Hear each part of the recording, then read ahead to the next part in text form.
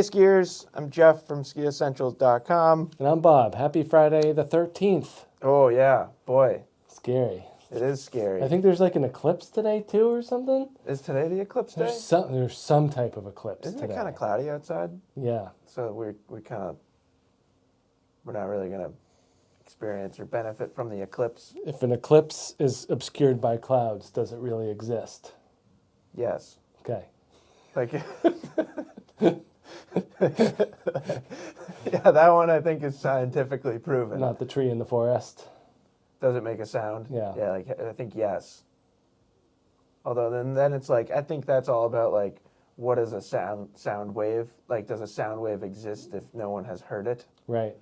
But isn't the answer still yes scientifically? I don't know. I'm sure we'll have someone weigh in. I'm really glad that we've started Top 5 Fridays this way. I thought it was an interesting date to have Red Bull Rampage. That's a scary one. We Friday talk about this the a lot. 13th. Just, yeah, that's a scary event. I think it's going on right now. So not that any of you have my cell phone number, I hope, but don't ruin it for me. I'll limit myself from reading comments just in case somebody wants to try and ruin it for me. It's hard to stay away from results. Yeah. No, I was sports. thinking like I'll just stay off my personal social media, but I have to do like posts for us Yeah. and for Pinnacle, and I'm pretty sure both of those accounts follow Red Bull Right. and like a bunch of professional mountain bikers, so wish me luck. Yeah, you're in the matrix for sure. Yeah. Hope everyone's still enjoying the comparison series. This past one, 100 millimeter men's skis, that's always a really exciting one for me. Those skis receive some of the most attention out of any group in the market. Yeah, I had fun with that one. It seemed like people enjoyed it. That one's been up for about 24 hours or so now. And we've got women's skis behind us. So a handful of people have been asking about women's skis, rightfully so. And Emily's just been a bit under the weather, but we got her in. Yep. You guys just finished up this conversation this morning. Yeah, it was great. Yeah. And it's fun because, like, I'm 8 minutes into it. yeah, and, like, I've skied a lot of these skis. You know, we talked 'cause about there's how a lot of crossover. about half of them are construction twins Yeah. to a men's version. Right. Yeah, so look out for that one on Tuesday. And then we are planning men's twin tips in the equivalent width to the directional skis that we just did on Thursday. So next week should be a double comparison week, which that'll be fun. I bet everyone's excited about that. How could you not? How could you not be? And yeah, with that, I think we can get right into the week's news. Nothing earth-shattering this week, I don't think.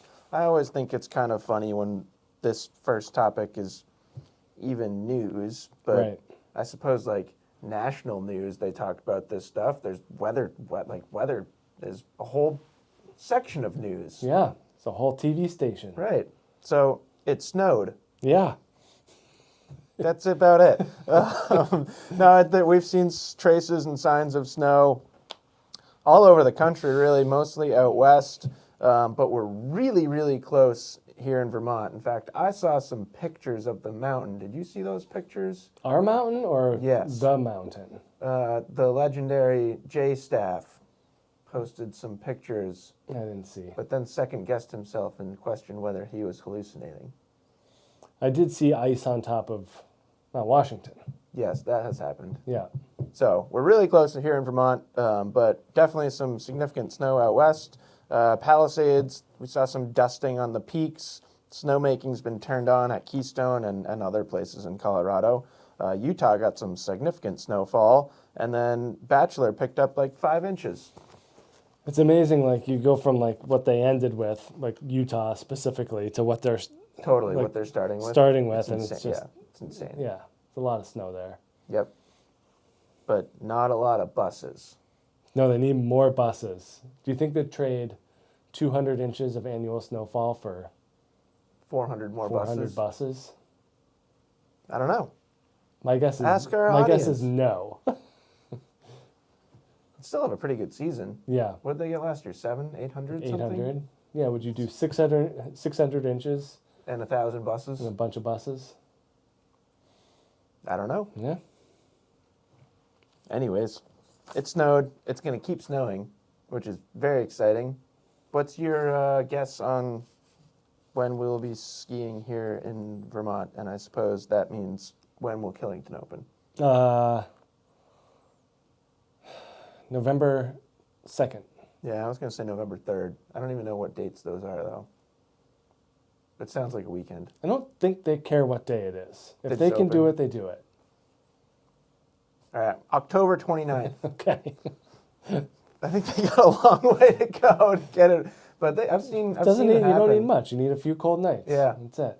Yeah, if you're unfamiliar with Killington, they've got a really cool system where you take basically what is essentially a top-bottom gondola. It doesn't really go to what would truly be the bottom, but you take the gondola up, and then you either walk or ski down to really what's an upper mountain lift. It's not even really a mid-mountain lift. It's kind of an upper mountain lift. And then you just lap on that lift all day, and then when you're done, you walk along this crazy, really, I think it was like $1 million to produce that walkway. Yeah. It's really expensive.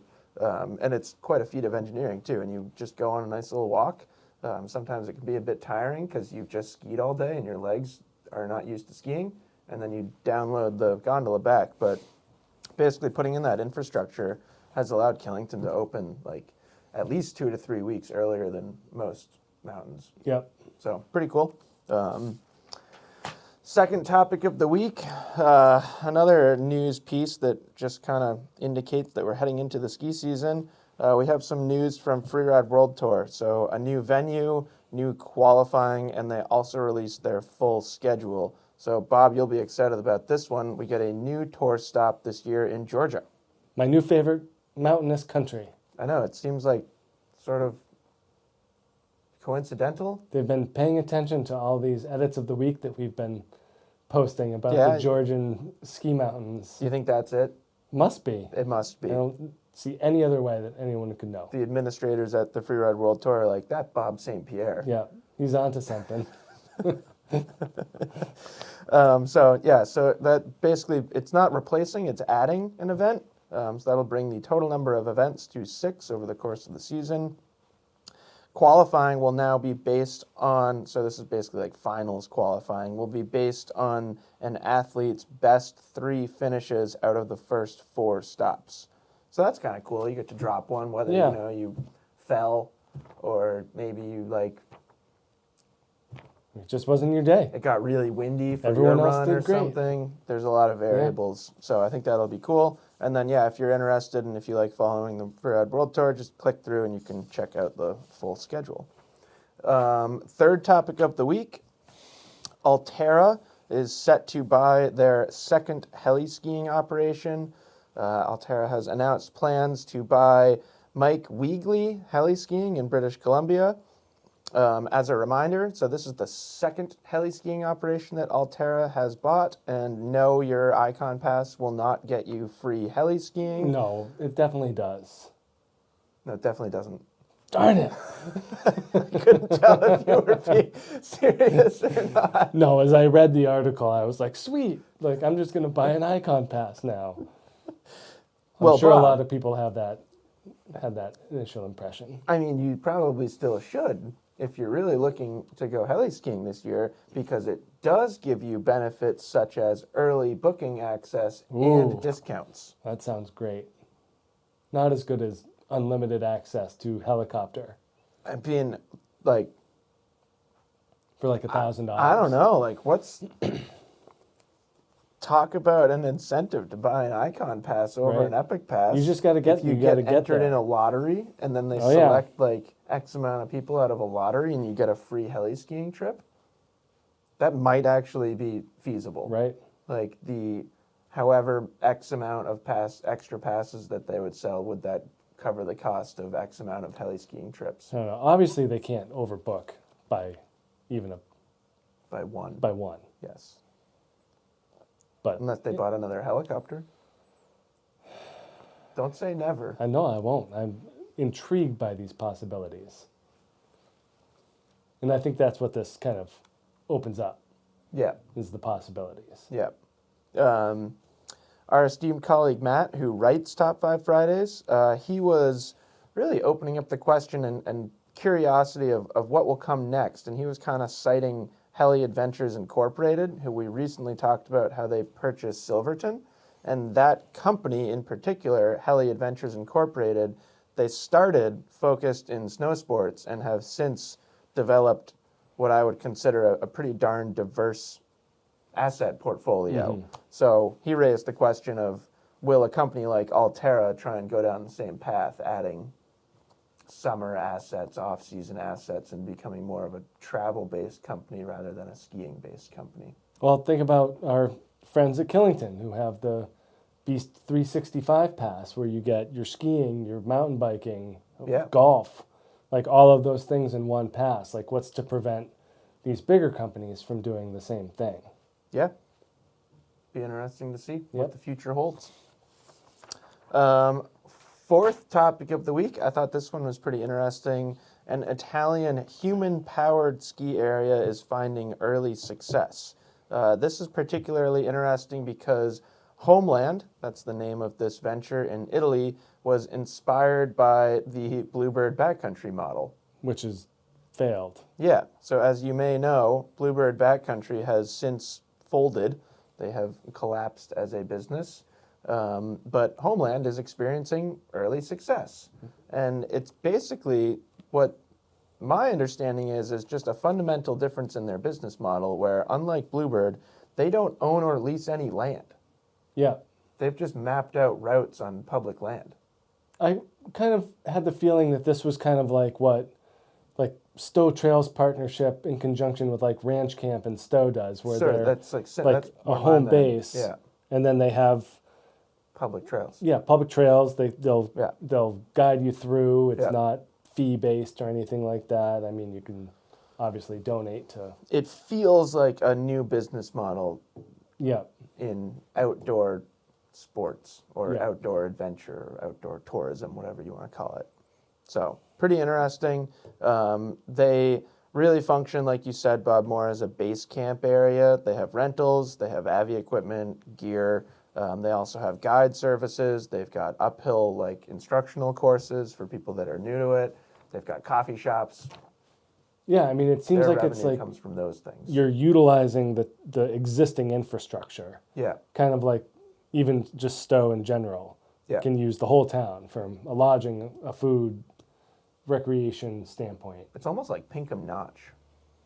Right, where that's the service. Right.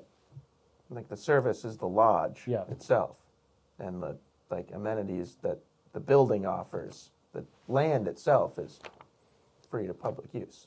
Which kind of makes it seem like it's not like Bluebird at all. Yeah. It's just like they really were just saying that they were kind of inspired by their model. Yeah. But yeah, this hopefully the idea and not the business model that didn't work out well for them. Yeah. So pretty cool. And a place that I would love to visit. Yeah, I don't go alpine touring as much as some people, but I bet it's got a really cool vibe. Yeah, and I'm sure there's a nice coffee shop if you're interested in that sort of thing too. Right. Go do a couple laps. Yep. Go get a latte. Yeah. I don't really drink lattes, but me neither. Some people do. And that's it for news topics. And then we've got 5 edits of the week. That must be a at least recent record. Tie, at least. Yeah. Yeah. I don't think we've ever had 6. Maybe next week. So first edit of the week, we've got Owen Leeper at Jackson Hole. Great skier, great terrain. That one's a fun one to watch. I think it was about 8 minutes long. He just has such an intimate knowledge of the mountain. Yeah. Kind of like how you or I can ski Stowe blindfolded. Right, what's over every horizon line. It looks like he's on that level and just does it by muscle memory. Yeah, it's amazing. Feel. And then we've got New Growth from K2 Skis. I liked this. Some cool powder skiing, a lot of artsy cinematography. And then we've got your favorite pro skier's favorite pro skier. We've got Raw Roots from Daniel Hanka. He's been all over social media in the past few days for a clip that's out of this, where he did the like hand drag cork 7 like over a groomer. I don't think I've seen that. You didn't see that? No. I bet a handful of these people have seen that. It's pretty impressive. And then there's a bunch of other really cool skiing, and he's just incredible. He's very stylish and kind of thinks outside the box and does things his own way, which is awesome. And then we've got Bruscino from Henrik Harlow and Noah Albaladejo. I would say don't watch this unless you're really into like modern urban skiing. If your idea of skiing is carving turns on groomers and skiing powder, this will make you like this will cause physical anxiety. But if you're into that kind of stuff, which I'm like just insanely impressed by the things that these guys can do in an urban environment, having done a little bit of that myself and not really liking the risk to reward ratio. It's just jaw-dropping. Yeah. Pretty cool. And then we've got Above the Arctic Circle from our friends over at Armada. So really good edits this week. Armada does a nice job with their media. productions. Yeah, I agree. They always have. Yep. They've kind of always been rooted in that side of the industry. Yeah, that's it. We're not skiing yet, like we talked about snow here in Vermont, but I bet we'll be skiing soon. Yeah. If your Killington predictions are correct and we make a trip. Yeah. We've mentioned this before, but if anybody is in the Boston or surrounding area, we're going to be at the Snowbound Expo. In fact, we are the official retail sponsor of the Snowbound Expo. That means a few different things. You can purchase items on our website right now and choose Snowbound Expo as your shipping option, and just we'll bring it to you and you pick it up there. You'll be able to check out products at the Snowbound Expo and buy things there and have them shipped to you. So like the opposite of what I first described. Bob and I will be there if you want to just come and talk about skiing or backcountry skiing operations or Freeride World Tour or where it has snowed recently. Or what's the thing in the sky? The eclipse? Sun? Want to talk about eclipses? Happy to do that. Yeah, whatever you want. So I don't remember exactly the dates. It's the first weekend in November. It's the first weekend in November. It's Friday, Saturday, Sunday. So yeah, if you're in the area, I would highly encourage you at least to come say hi, because we'd love to meet you. Yep, and lots of other cool vendors and people psyched about skiing. Yeah, Emily will be there. Mm-hmm. Emily's not a vendor, but she's a person psyched on skiing. Yeah, she is. But a lot of our brands will be there. Like a lot of these. Yep. A lot of these brands will be present. So yeah, hope everyone has a fantastic weekend. Look out for the couple comparisons next week, and we will talk to you then. Bye.